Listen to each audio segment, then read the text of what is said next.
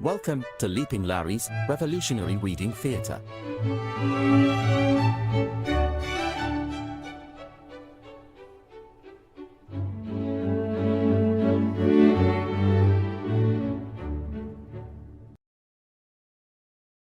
Okay, as I mentioned, we are reading the next part of Complainie Lainie's Zine.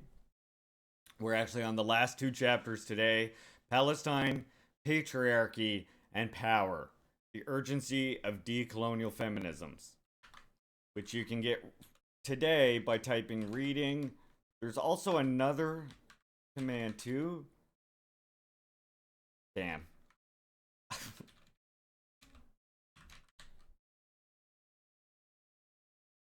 Well, there's another command too that you can get the Zine another way. I'll figure out my command for that after. But right now you can get it by typing in !reading. Soon that will be replaced with a different link, but there is another one. I just got to remember what the command is. So we're on the last two today, which is going to be pink washing and purple washing, and intersectionality, post-colonial, and radical black feminisms.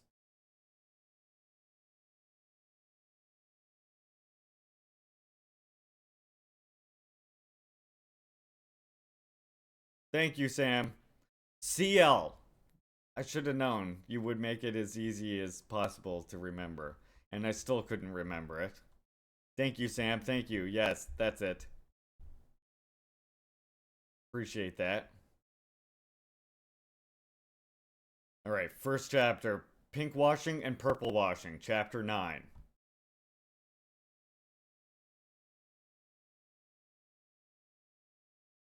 Firstly, pinkwashing is an ontologically racist and colonial project that does not simply emphasize how Israel is a fun, fabulous, open, modern, thus democratic and liberal state, but is mainly based on dehumanizing Palestinians, Arabs, and Muslims by presenting them as homophobic, backward, and barbaric.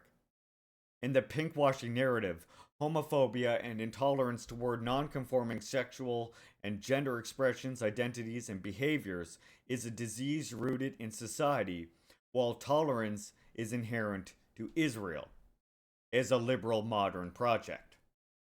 Such is the Orientalist logic, where the other is reduced to a set of realities and values that fit the opposite side in the binary progressive/backward. It is a familiar Zionist tactic that reframes the relationship between Israel and Palestine from colonizer-colonized to one that distinguishes between those who are modern and open and those who are presented as backward and homophobic.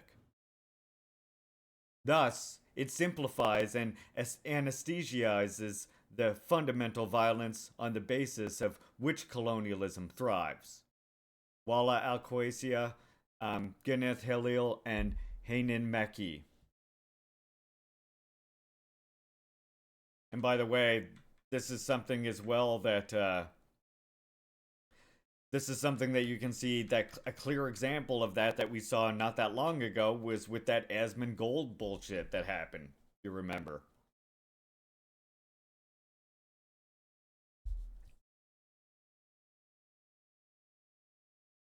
The type of purple washing Israel does is identical to that of America.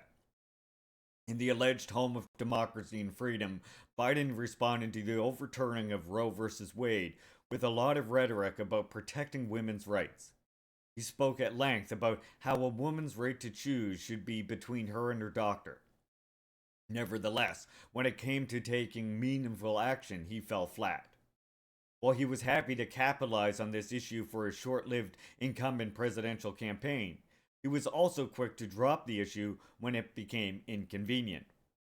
This is not out of a care for bodily autonomy, both rather a weaponizing of the prospect of equality. The Democrats' allure lies not in what they materially offer, but rather the promise that they represent.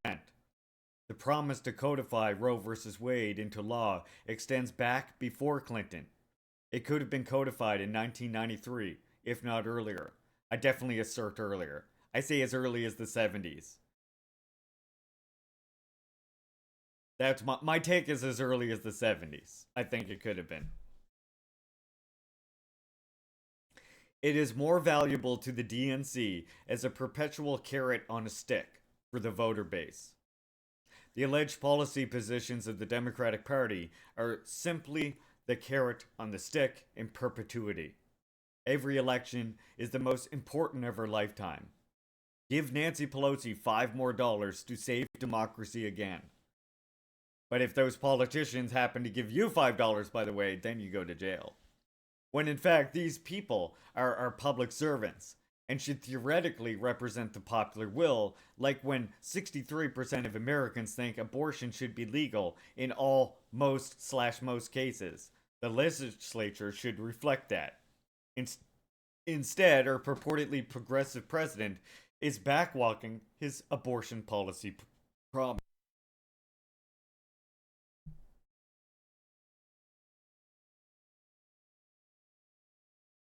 I'm on chapter 9. Despite the president making abortion rights a pillar of his campaign, Biden is generally reluctant to talk about abortion, saying things like, quote, "I'm not big on abortion," and more recently, "I don't want abortion on demand," unquote.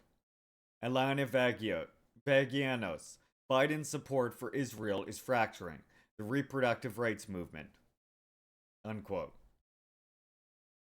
And here is a link to that as well. That's from the Huffington Post.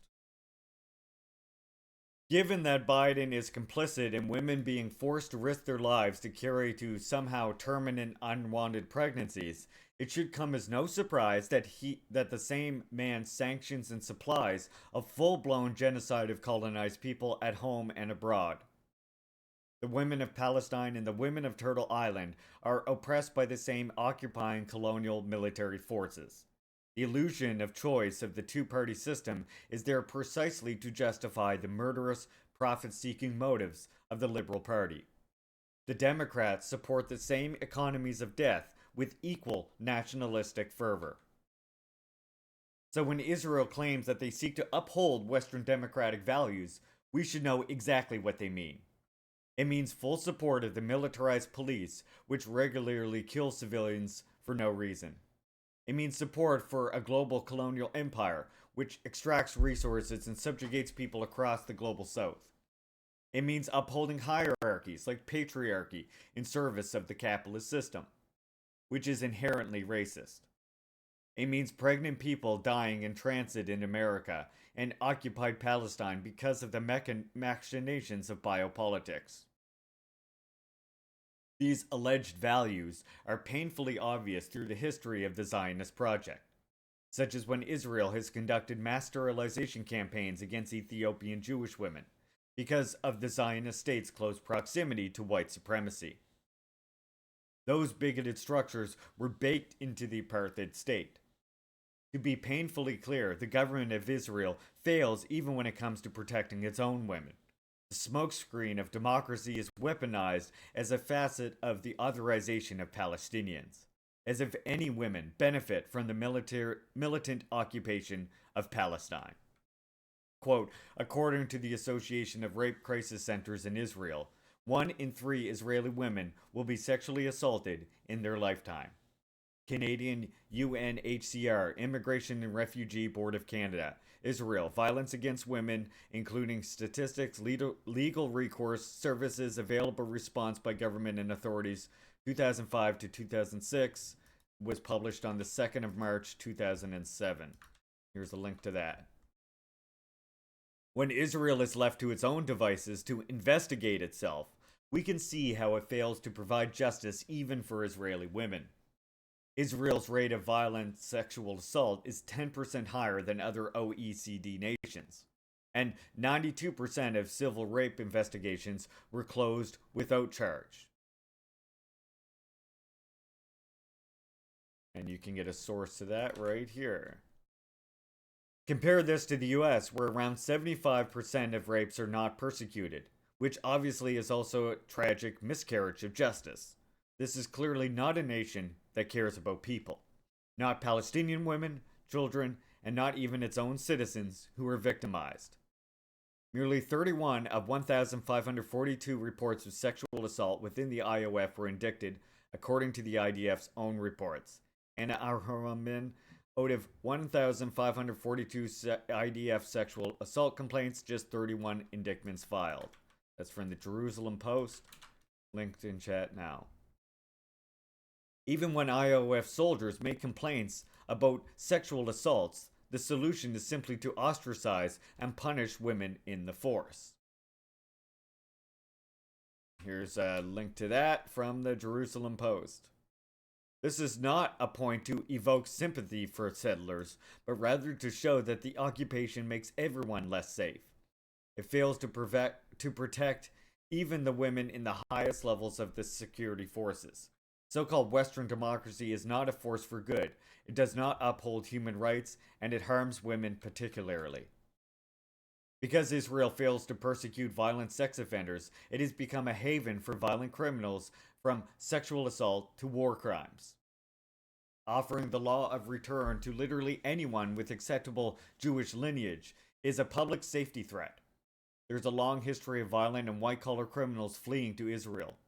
Under the apartheid, Jewish citizens of Israel are not subject to the same punitive criminal court. In fact, it's doubtful that any cops would bring any charges against them at all. As we saw in Eklakish Peace, 92% of cases are dismissed without charge. The entire system of policing and carcerality is broken in the West, and the model certainly should not be applied elsewhere. Quote, thanks to lax extradition laws and the so-called law of return, known as Aliyah, which grants citizenship to Jews across the world based on ancestral claims that are 2 millennia old, Israel has become a sanctuary for Jewish sexual predators, as well as countless fraudsters, money launderers, and war criminals. As reported in a piece from The Cradle, linked here. Underpinning Israel's false claims to human rights is the implicit assumption that rights, especially queer and women's rights, are a foreign idea to Palestinians. It's an inherently biased, white savior narrative that the occupation weaponizes while torturing and murdering the same groups they claim to be liberating from the clutches of Hamas. This is a classic example of oppressors weaponizing the language of liberation. While Tel Aviv's beaches are advertised as a gay-friendly haven, gay tourists are subject to the same racist, sexist, queerphobic systems which subjugate everyone in occupied Palestine. Elias Wakim, Homecoming Queens. Capitalist governments have no incentive to protect human rights. In fact, quite the opposite. The producers and weaponry that upholds the occupation is the primary economy of America, which are carefully crafted and honed to inflict maximum damage. Here's a link to that. Quote, the open inclusion of gay officers in the Israeli occupation army is used as proof of her liberal forward mindedness. But for Palestinians, the sexuality of the soldier at a checkpoint makes little difference. They all wield the same guns, wear the same boots, and maintain the same colonial regime. Al-Quds, Beyond Propaganda, Pinkwashing and Colonial Violence.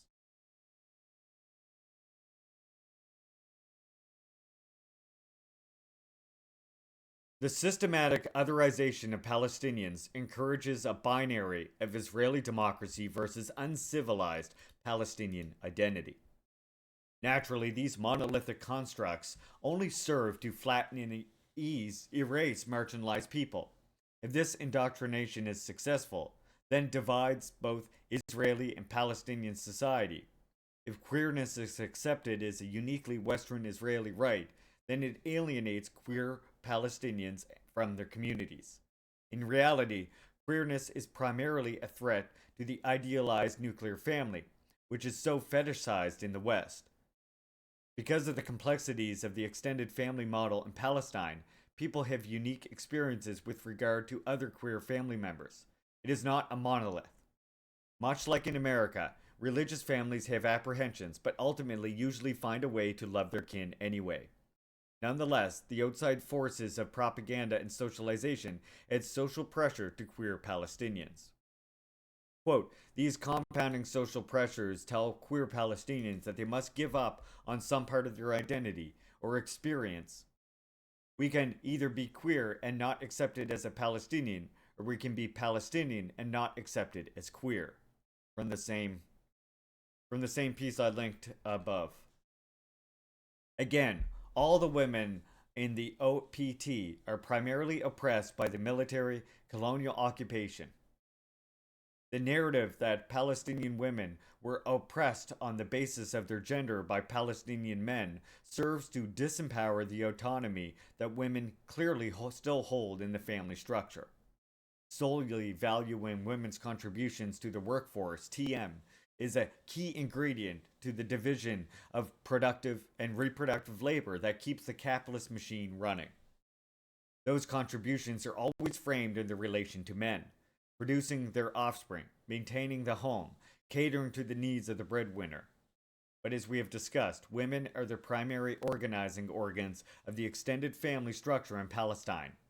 Applying a capitalist nuclear family framework fails to understand the importance of community in Palestinian culture.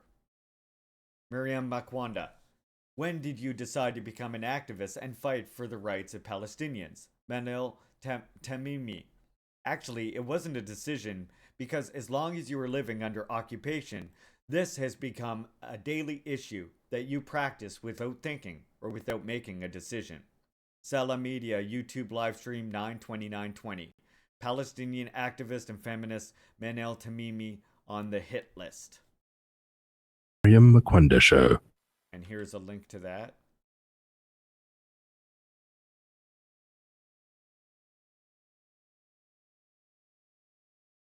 This is a really beautiful sentiment that one is born into resistance.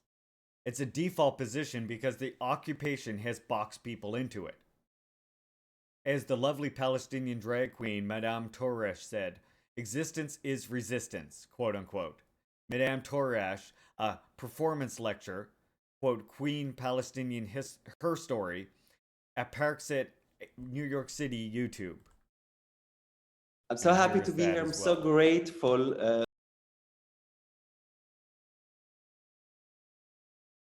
When the entire driving force of the occupation aims to remove Palestinian population by force or terrorism, someone like Madame Toyesh, a genderqueer Palestinian drag queen, has a unique ability to queer the histories of Palestine. In this way, difference is a blessing, and rewriting the narratives on genders becomes a locus of liberation. Quote, difference is not a threat, but a thread where we are all potentially connected. Madame Toresh, a performance lecturer, Queen Palestinian Her Story, from the same YouTube channel.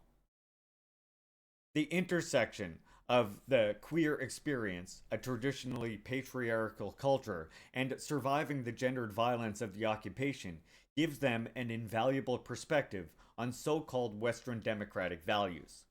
While the same white feminists who cry crocodile tears about non-existent cases of assault from the 7th of last year and cosplay starving displaced Palestinians will turn a blind eye to their own government's oppression of queer people. Elias Wakim's Homecoming Queens is a short film including audio from Israel's customs agents harassing Madame Toyesh and another drag queen. And here is a link to that. And it showcases the discrimination queer Palestinians face on a daily basis in the apartheid. The agents first ask outright if they have rape drugs and insist that their lipstick, heels, and dresses are all, quote, extraversion for distraction, unquote. This line of questioning only gets more ominous when the agents pull up personal history about their family in the database.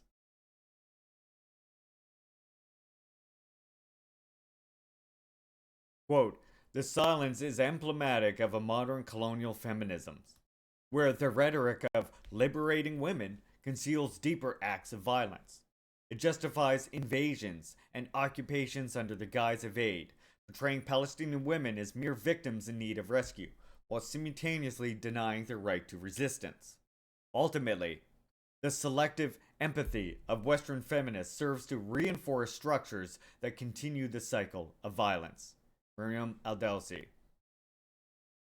The selective empathy is, of course, the effect of such widespread manufacturing of consent to commit genocide. Even in our pro-Palestine protests, people shroud their sentiments about our government with complicity. Our government provides the diplomatic cover, money, arms, and sometimes direct intelligence or firepower. Our government is committing a genocide, and it has been committing an ongoing genocide of the people native to Turtle Island.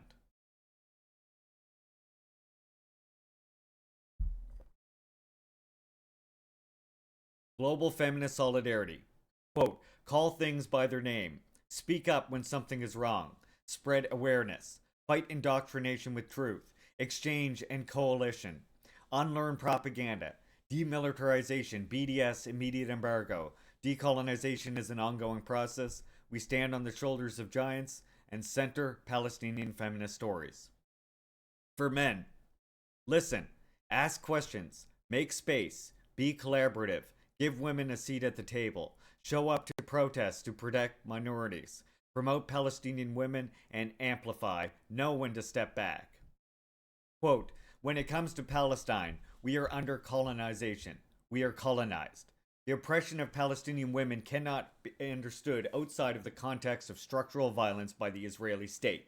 You cannot just separate them.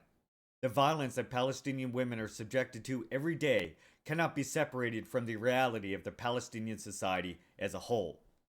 You cannot just say, like, quote, no, we would like to focus on Palestinian women.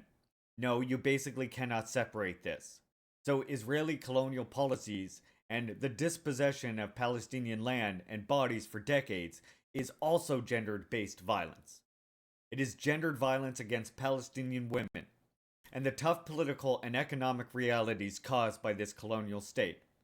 So when we speak of violence against Palestinian women as feminists, it cannot be understood outside of the context of the colonial violence in Palestine. On what's happening in Palestine, possibilities for feminist solidarity. AWID Live, August 3rd, 2021. Movements. And here's a link to that. Wait. Movements. I linked that wrong. There. Here's a link to that. Okay, that's chapter 9. We've got one chapter left.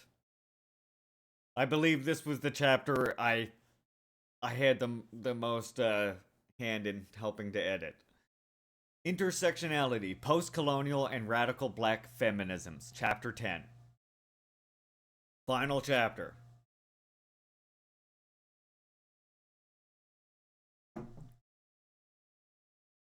Quote, didn't you read the leaflets that they dropped from their hotshot fighter jets? They told you to go.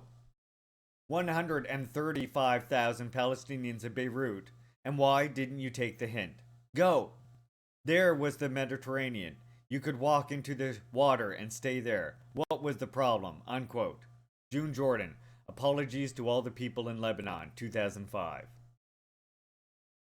The driving force behind the genocide in Palestine is the same force behind the ongoing genocide in North America, what I've referred to as Turtle Island. The force is the colonization, subjugation, and apartheid structures of Western Empire. Capitalism, patriarchy, and white supremacy are the primary operating mechanisms of imperialism. And these interests are protected by the militarized police state. In order to manufacture consent for the violence of the state, the ruling class constructs false hierarchies of human and non-human, of us and them. The dehumanization of indigenous people is perpetrated by the state as well as capitalist-backed media, which serves the interests of the state. Because gender-based, which I would say, the one thing I would say here, the dehumanization of indigenous people is perpetrated by the state as well as the capitalist-backed media, which serves the interests of the state, but remember that the state serves the interests of the bourgeoisie. So really, I think we could be more accurate by saying which serves the interests of the ruling class of the state. When we're talking about the state, we're talking about the particular colonial capitalist ruling class. Because we have to also remember that a state, if we're taking the state in abstract, it doesn't exist in abstract. It doesn't exist as some neutral thing. The capitalist state is inherently the oppressive state. Because gender-based violence is intrinsic to the oppression of otherized people, the locus of collective liberation must come from dismantling the patriarchal, white supremacist structures that perpetrate state power. Therefore, we must adopt truly intersectional, feminist, decolonial perspective in order to dismantle Zionist state and the racist American empire as a whole.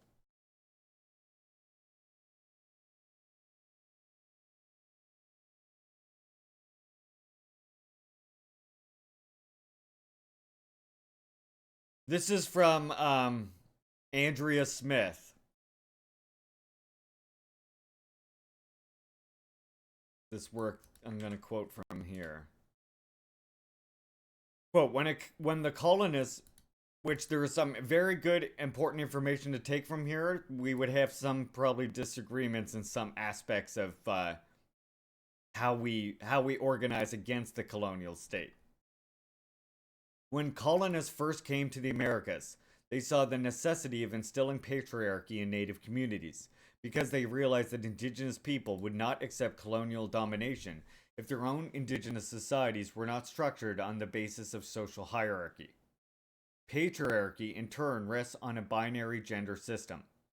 Hence, it is not a coincidence that colonizers also targeted indigenous peoples who did not fit within this binary model. In addition, gender violence is a primary tool of colonialism and white supremacy. Colonizers did not just kill off indigenous people in this land, but native massacres were always accompanied by sexual mutilation and rape. It is through sexual violence that a colonizing group attempts to render a colonized people as inherently rapeable, their lands inherently invadable, and their resources inherently extractable. Andrea Smith, Native Feminisms and the Nation State.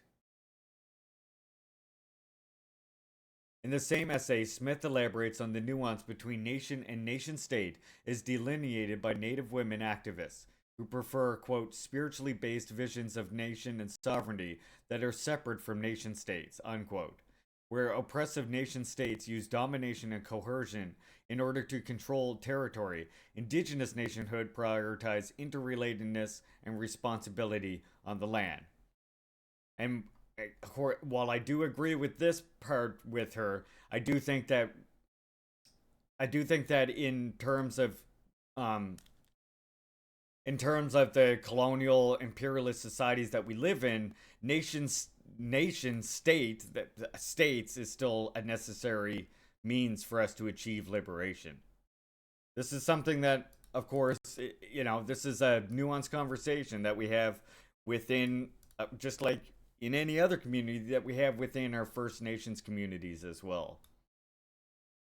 Therefore, in a feminist decolonial theory, we should completely restructure the very fabric of what constitutes a nation and the ultimate goals of such organization. We also should decouple indigenous struggles for national recognition from genocidal, oppressive, and structural racism of the nation state. The purpose of government is what it does, and what we should work towards is a dissolution of the capitalist nation state as we know it today. Because they are all built on the colonization and disenfranchisement of certain populations. Absolutely. I mean, that part I don't disagree with.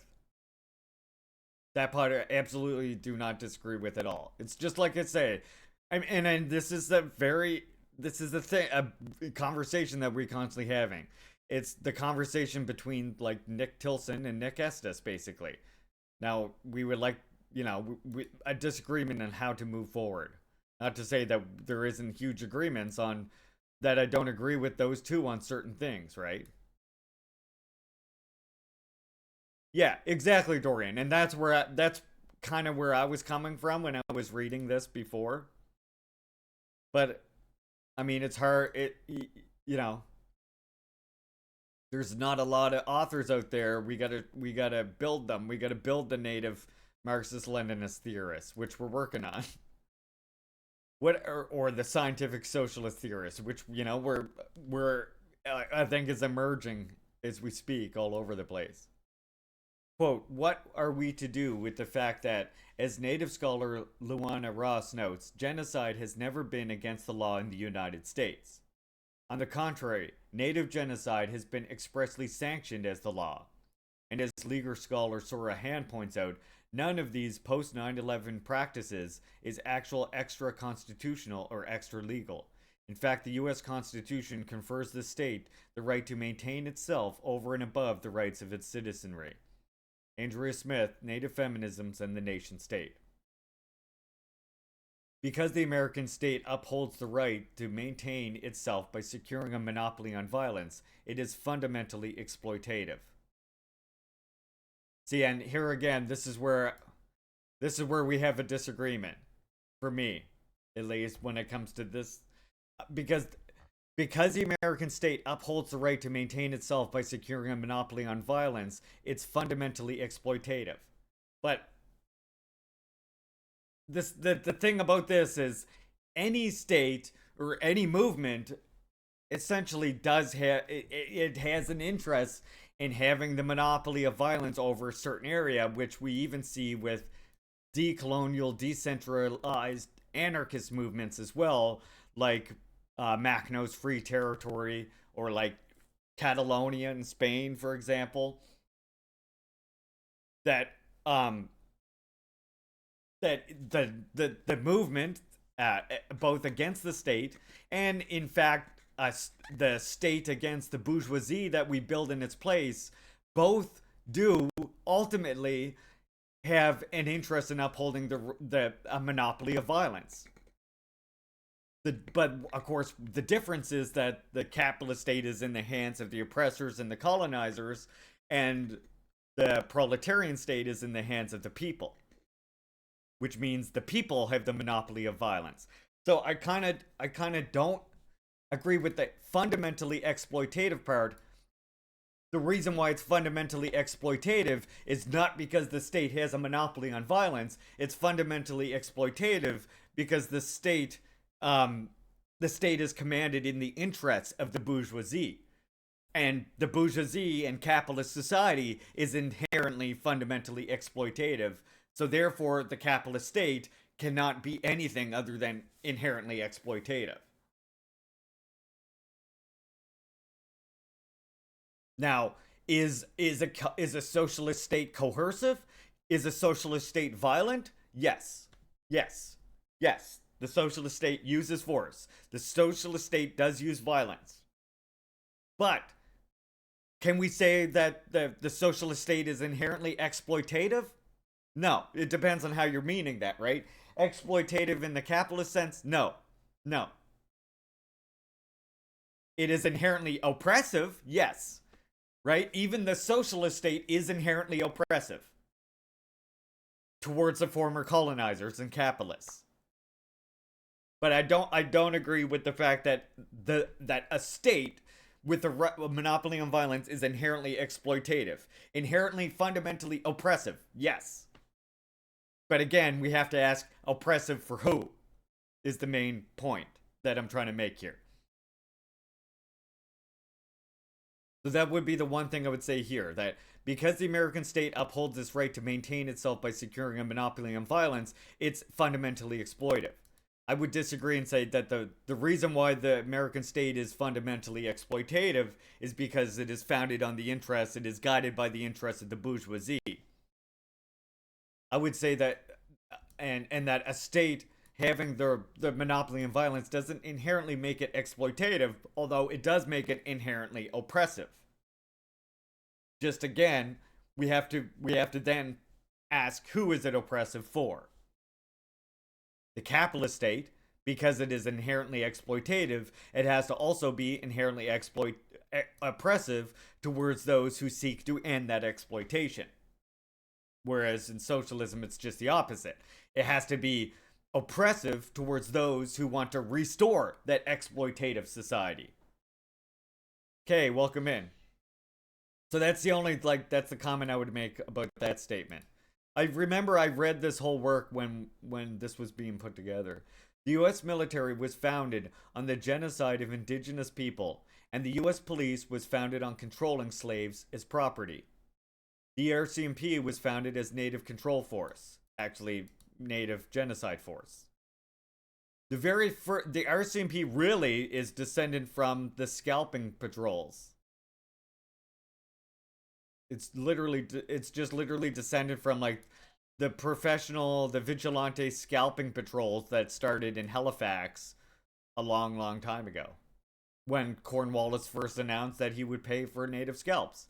That's where the embryo of the RCMP is formed amongst these vigilantes and stuff who just wanted to, instead of making money any other way, they just figured they would hunt natives for money. And then eventually you have the descendants of this, that's sort of like the spiritual successor to the RCMP that later emerges. Danielle Paradis, The Mounties, 150 Years of Conflict with Indigenous People.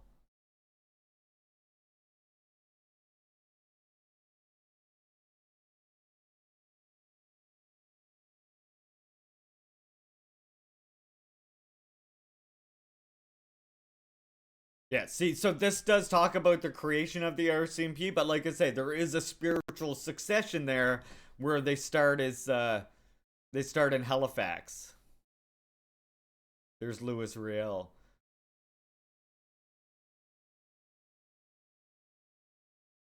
Sexism is fundamental to the dispossession of land and culture, as we've discussed. Women are the epicenter of cultural production and reproduction, and as such, the murder and oppression is central to every colonial project. In this context, we should learn lessons from the indigenous women who have been on the front lines in the fight against their occupation for several hundred years, and who have led the resistance against Zionist terrorism from the beginning. From the perspective of American Indians, democracy has been wielded with impunity as the first and most virulent weapon of mass destruction.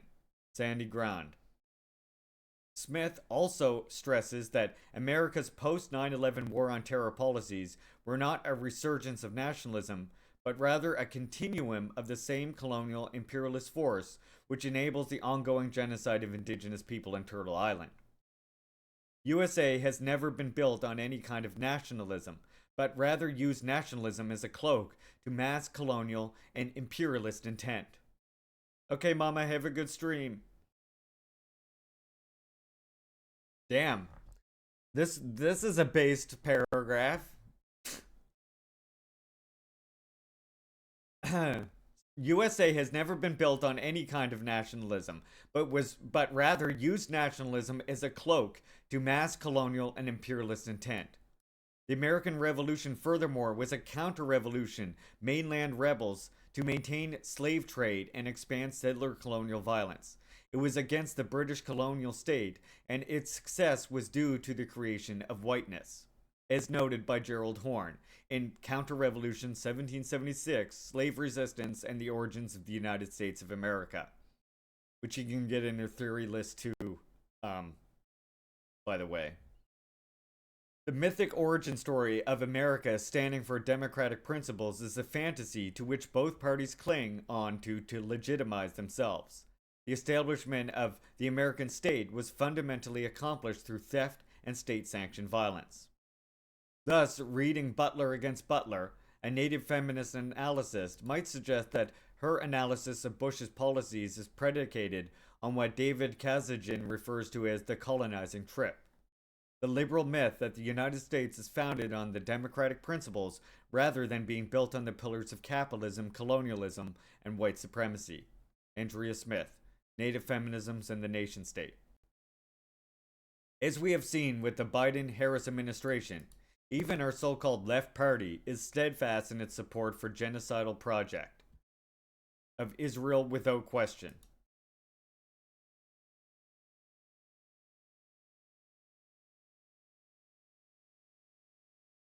Her wiki at the bottom, but she doesn't put that in there, right? That's Wikipedia that does that. So I don't know. I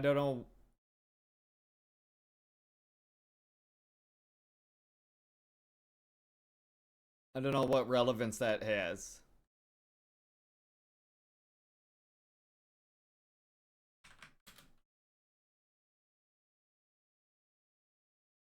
Well, that's just Wikipedia for you.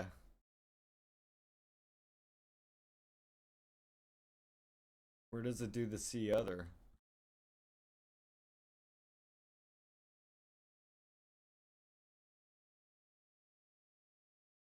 But see, was that used in here? That might have been talked about in here.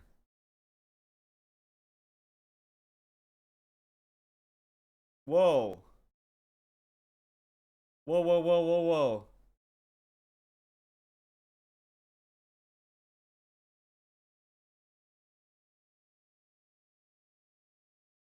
Hold on.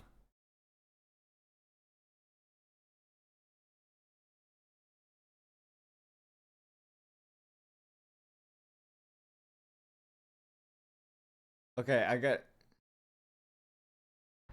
Yeah, just hold on. Just hold on, though. I'm gonna have to look into this more.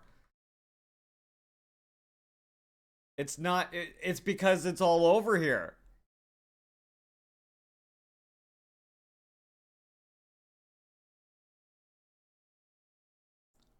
It's not that, though. It's not... Just don't take...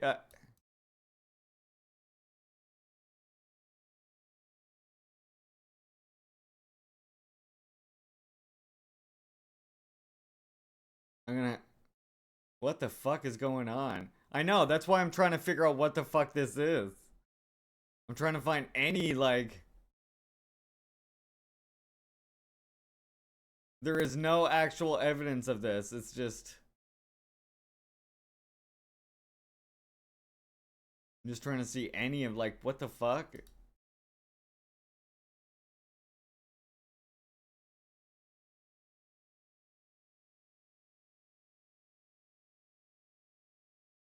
Various authors. From various authors. Uh-huh.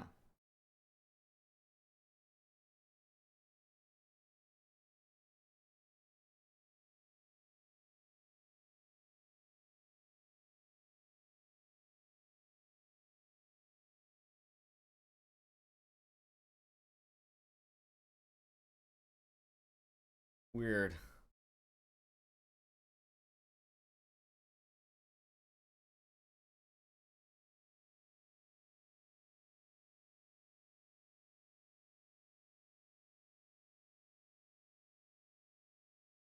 I'm gonna have to look into that more. As we have seen with the Biden-Harris administration, even our so-called left party is steadfast in its support of genocidal project for Israel without question. The thing is, though, No, yeah, no, that part, yes, but the thing is that it is an actual problem, even with people who do good work. Like one of the most famous examples is, you might know.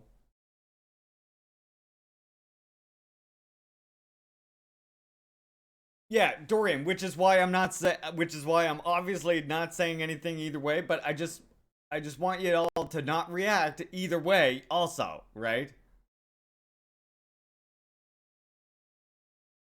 And again, there has been examples of people like the most famous one that I know that many of you probably know about is the the woman who got up and gave a speech for Marlon Brando, accepted an award for Marlon Brando, and if you remember, gave a big speech. Sasheen Littlefeather, who turns out was not native. It feels sus to me as well. That's why I say I want to look into it more. It says Native American scholars, but then it not really giving me who these scholars are. David Cornselisk.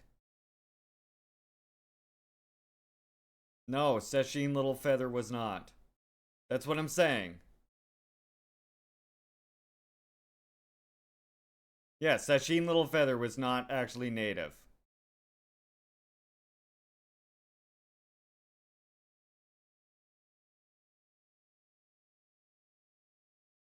It's definitely a thing, but also, like I just said, it's very complicated because it is a thing that is used to discredit indigenous academics. It's also a thing that people do, that white people do all the time, even when they're doing good work for native people, even when they're speaking out about the things.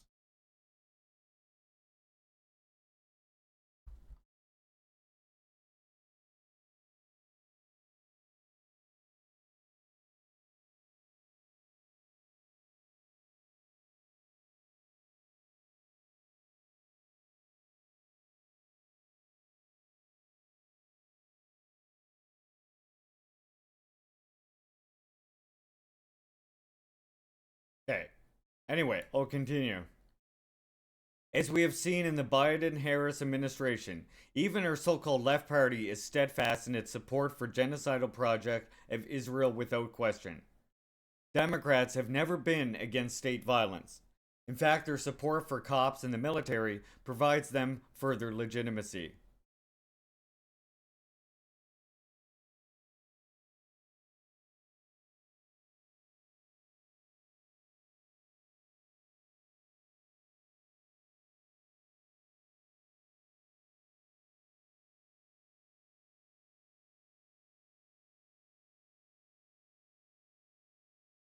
So she wasn't a native person that was just not connected to a nation either, I assume? Yeah. Democrats have never been against state violence. Her family came out later and said all about it. In fact, their support for cops and military provides them further legitimacy. By preaching about Western values of equity, which America has never upheld, liberalism just serves to whitewash its crimes. Frida Kahlo, as well, was another pretendian, another very famous pretendian. Rather than address the structural racism built into policing, Democrats would prefer to do a performative moment of silence in a kente cloth. Quote, hope doesn't preclude feelings of sadness or frustration or anger or any other emotion that makes total sense. Hope isn't an emotion, you know. Hope is not optimism. Hope is a discipline. We have to practice it every single day. Miriam Kaba. No one understands apartheid and genocide quite like black Americans. After 100 years of enslavement and denial of full citizenship. I kind of hate that term too. I feel dead president when they say that they don't want to be referred to as Americans. I feel that. What? It's just like me. Like, I don't want, like, I get it, and it is what it is when people are like, oh, you're Canadian. I don't get all uppity about, but at the same time, I don't refer to myself as that, just because, Just remember how Democracy Now! Cut off Chairman Yeshiteli right after he mentioned Mariam Kaba. Yeah, weird, huh?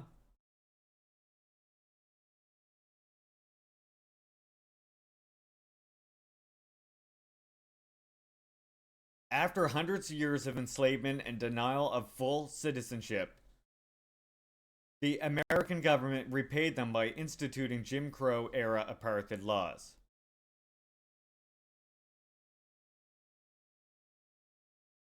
Pretendian just means someone who pretends to be native. Yes, yes. It specifically means someone who's pretending. That's why it's called pretendian. You're a pretend Indian. That's the whole Indian part of it.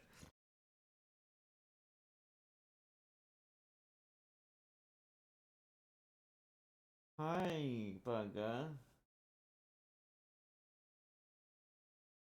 Look at the bugger.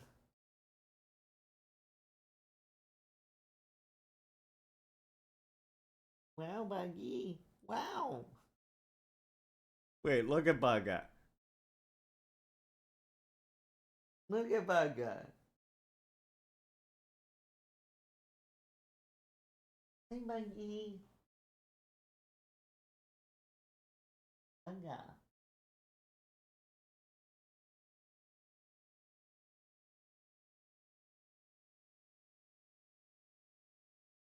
Look at her round. Look at her roundness. Look at her roundness.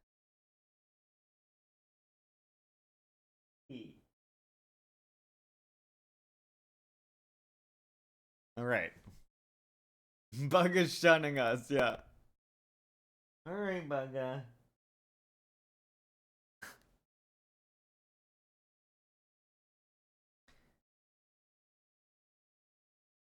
No one understands apartheid and genocide quite like black Americans. After hundreds of years of enslavement and denial of full citizenship, American government repaid them by instituting Jim Crow era apartheid laws. Then the state responded to the civil rights movement by assassinating its leaders Malcolm X and MLK Jr. And the Move bombing, which leveled a city block to stop a black organization. So when it comes to the issue of Palestine, the solidarity expressed by black feminists is a natural origin of solidarity against the American empire. Fred Hampton too, yep. Quote, the way I try to understand the interconnection of all forms of subordination is through a method I call ask another question. Ask the other question, sorry. When I see something that looks racist, I ask, where is the patriarchy in this? When I see something that looks sexist, I ask, where is the heterosexualism in this? When I see something that looks homophobic, I ask, where are the class interests in this? Working in coalition forces us to look for both the obvious and non-obvious relationships of domination, helping us to realize that no form of subordination ever stands alone. Mary Matsuda. Besides my sisters facing the enemy, legal theory out of coalition. Here's a link to that. Yes, because she is very famously a pretendian. Ridisby. And again, one of those examples of someone who did good, who said good things and like shone an important light, but at the same time did harm by doing that, Asking the other questions is really at the heart of intersectionality. To recognize the limitations of your experience and then to trust other people to tell the truth about theirs. The matrices of oppression are complex, and we must center intersectionality in order to completely understand the institutionalized bigotries that stifle our collective liberation. Neither have I, too old. I've always been, I grew up a city native, so. Complete liberation is not possible without dismantling every hierarchical structure. that has been embedded in our culture. America was founded on mass genocide of indigenous people. And in doing so, it created a genocidal formula that has been replicated in Germany, Palestine, and Sri Lanka. Comparing the African American politics to that of black South African communities during post-war construction, Audre Lorde made an evergreen statement about anti-colonial struggle in general. Quote, reaction in a large, manipulated, and oppressed population, particularly one where minimal material possessions allows a spurious comparison for the better to one's neighbors, is always slow in coming, proceeding as it so often is by the preoccupation of energies in having to cope daily with worsening symptoms of threatened physical survival. Audre Lorde, Apartheid US, from I Am Your Sister. Here's a link to that. Exactly, Radisby. This mirrors Brea's Johnson's statement on her solidarity with Palestine. My black feminist politic is that I refuse to denounce any resistance effort of the Palestinian people. I will unapologetically say that Palestine has to be free by any means necessary. Unquote. Black Women Radicals, live, October 22nd, 2023.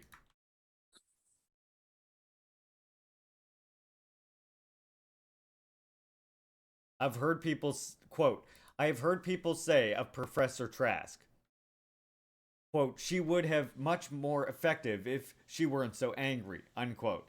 As though they expect a native Hawaiian feminist to work in coalition without anger. There is a politics of anger. Who is allowed to get angry? Whose anger goes unseen? And who seems angry when they are not? Old drama baiting native Larry, remember?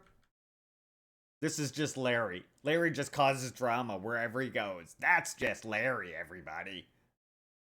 Once, when I intended to compliment an African American woman on a powerful speech she had made, I said, quote, I admire your ability to express anger, unquote. She looked at me coolly and replied, I was not angry. If I were angry, I would not be speaking here. Another African American friend of mine jumped into the conversation. I'm disappointed in you, she said. This is what always happens to us when a black woman speaks her mind. Someone calls us angry. Unquote. Mary Matsuda, besides my sister, facing the enemy, legal theory out of coalition.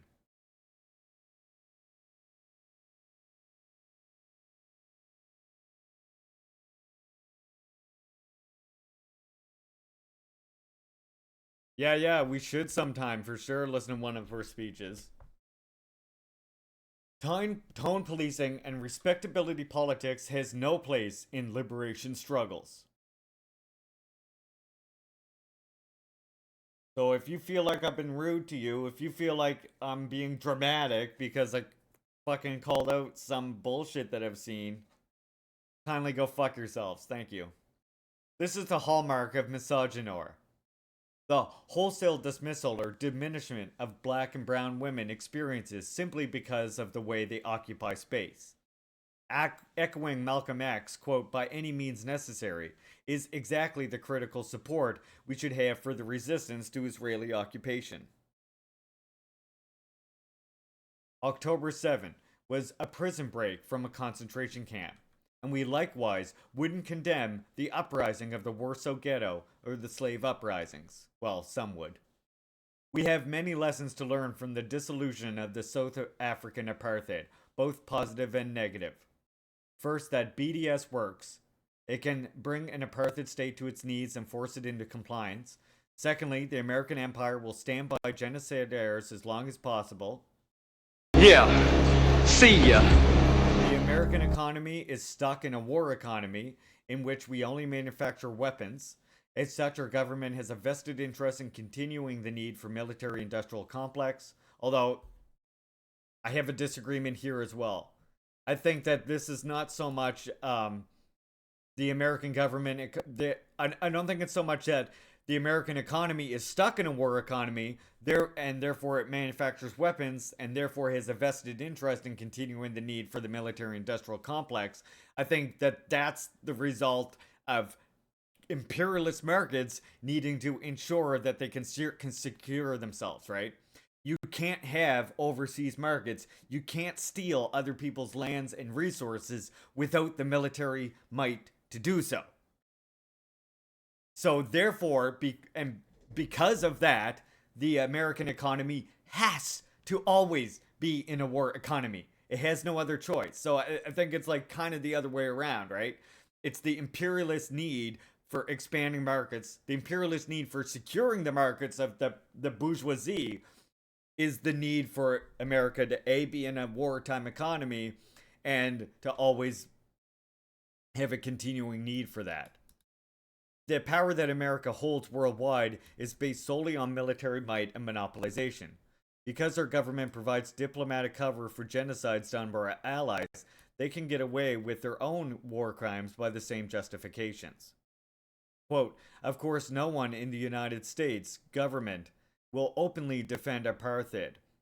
They don't have to. Just support it by empty rhetorical slaps on the wrist and solid financial investments. All the time honoring South African orders for arms, nuclear technology, and sophisticated computerized riot control mechanisms. The bully boys stick together. Audre Lorde, Apartheid USA, from I Am Your Sister.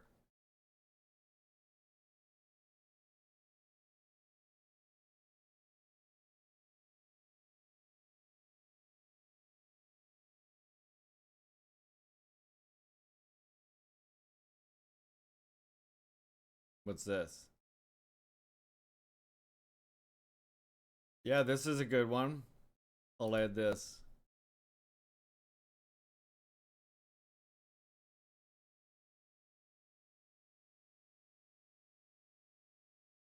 Thank you, Mana.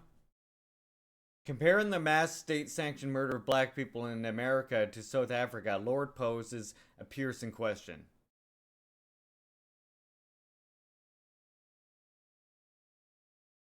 Quote, how does a system bent upon our ultimate destruction make the unacceptable gradually tolerable?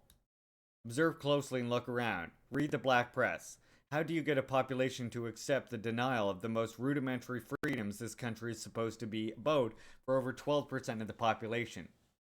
And we know that black Americans are only the beginning, just as the moves against black lesbians and gays are only the beginning within our communities. Audre Lorde, Apartheid USA, from I Am Your Sister.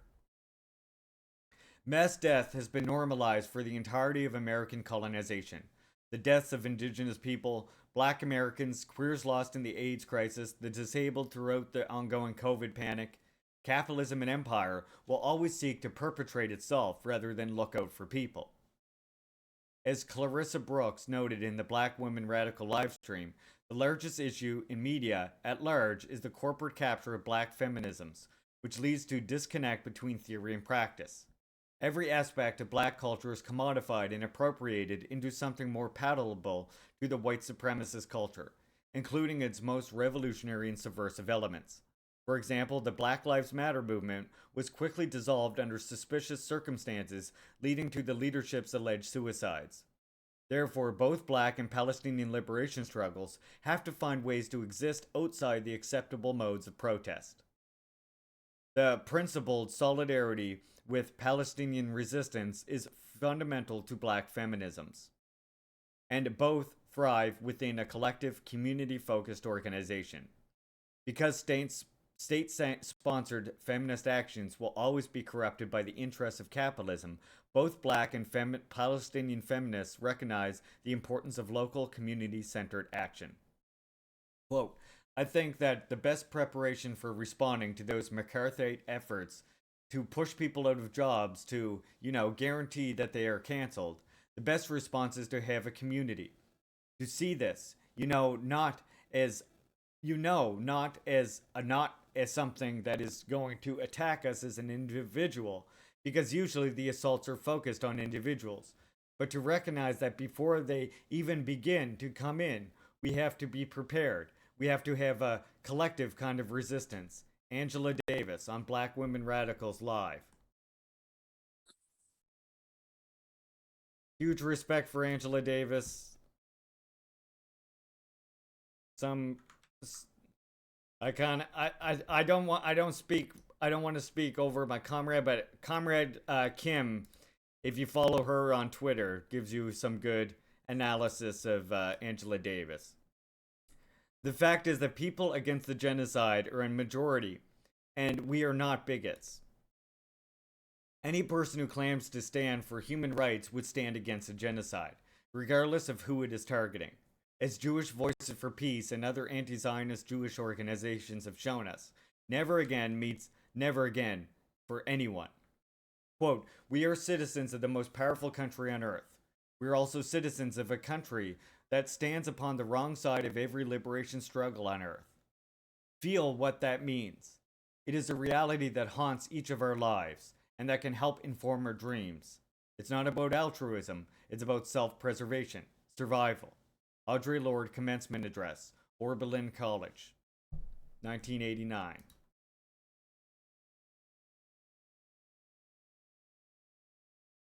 The tenets of collectivism and humanism are central to Black feminisms. The world's working poor have much more in common with each other across nations than we have in common with the ruling capitalist class. Global Intifada now means a fundamental revision of world powers into a truly equitable system in which the masses control the mechanisms of government.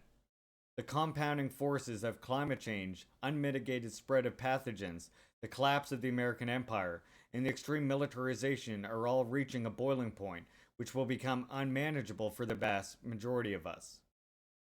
Yes, Comrade Kim Don, thank you. Follow Comrade Kim Don. We are facing the most critical time in the history of the world. The superpowers cannot afford for us to join forces and work to rid this earth of them. And we cannot afford not to.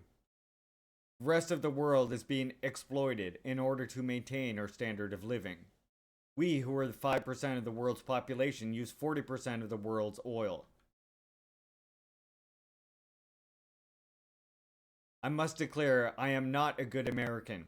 I do not wish to have the world colonized, bombarded, and plundered in order to eat steak. Clarissa Brooks on Black Women Radicals Live.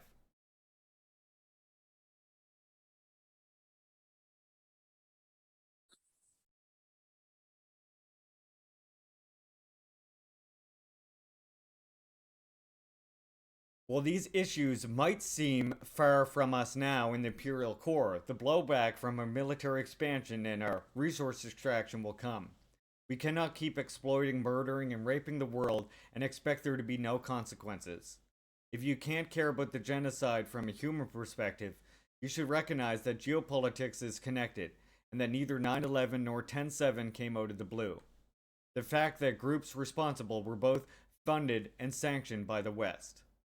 Quote, I could shelter myself from conflict by leaving the conversation, but I have come to believe that the comfort we feel when we avoid hard conversations is a dangerous comfort.